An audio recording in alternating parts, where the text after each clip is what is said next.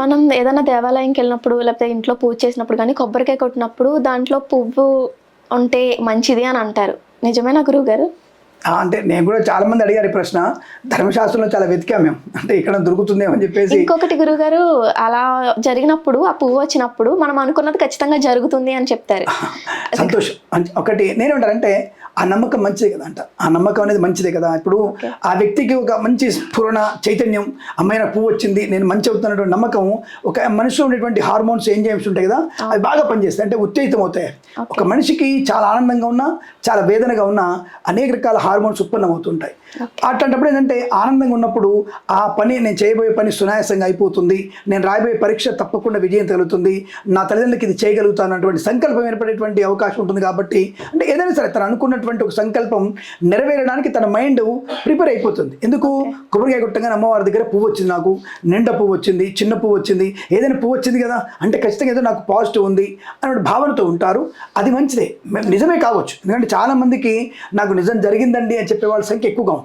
నేను అది కూడా విన్నాను, అంటే అనుభవంలో చూసుకున్నాను నేను ఆ విషయం. కాబట్టి పువ్వు రావడం వల్ల తప్పకుండా కొబ్బరికాయల పువ్వు వస్తే మాత్రం ఖచ్చితంగా అనుకూలంగా ఉంటుంది, విజయం కలిగే అవకాశం ఖచ్చితంగా ఉంటాయి. కారణం ఇది, సైంటిఫిక్ రీజన్ ఏంటంటే నువ్వు సంతోషపడతావు కాబట్టి నీకు వెంటనే ఒక పాజిటివ్ ఎనర్జీ, ఎస్ నాకు మంచి జరగబోతుంది అనేటువంటి కాన్ఫిడెన్స్ పెరుగుతుంది. కాబట్టి తప్పకుండా ఆ పుష్పంలో ఆ యొక్క పువ్వు అనేది రావడం అనేది మంచిదే, కొబ్బరికాయలో లాభాన్ని కలిగిస్తుంది. మీరు అనుకునేది నిజంగానే అవుతుంది, అందులో సందేహం లేదు. కానీ ధర్మశాస్త్రంలో ఉందా అంటే ఎక్కడ కూడా ధర్మశాస్త్రంలో ఇటువంటి విషయాలు లేవండి. ఆ విషయం గుర్తుపెట్టుకోండి.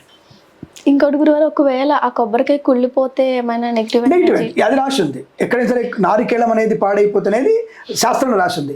నారికేళం పాడైపోయిందంటే మనం కింద ఒక ఎపిసోడ్లో చెప్పుకున్నాం, మనం ఏది ఇంటికి గుమ్మానికి గుమ్మడికాయ కడితే ఎలా ఉంటుందో చెప్పుకున్నాం కదా. అలాగనే ఈ ఇంటి మనం కొడుతున్న కొబ్బరికాయ కనుక భగవంతుడు ఎందుకు కొడుతున్నారు? భక్తితో, విశ్వాసంతో సమస్తమైనటువంటి తత్వాన్ని స్వామికి అర్పణ చేసి, నా మనస్సుని నీకు అర్పణ చేస్తా చెప్పేసి, నివేదన చేస్తాను చెప్పేసి, నీ మనస్సు నిమిత్తంగా కొబ్బరికాయ కొడుతున్నాను. నీ మనస్సుని, నీ ఆత్మని అర్పణ చేసేట్టుగా కొబ్బరికాయ కొట్టి, నేను నాకు నా ఆత్మని ప్రసాదంగా భావించి నీకు అర్పణ చేస్తున్నాను చెప్పడమే ముఖ్య ఉద్దేశం. నైవేద్యం అంటే అది మనకి.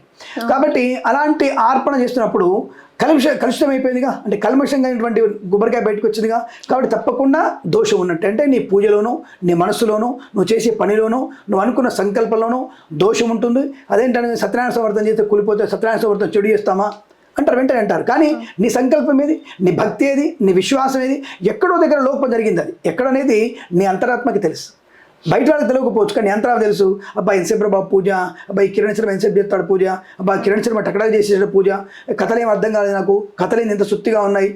ఏదనుకున్నా సరే ఆ కథలు, ఆ నెగిటివ్ అనేది నువ్వు మనసులో అనుకున్నా, భావించినా అక్కడ జరిగే అవకాశం ఉంటుంది.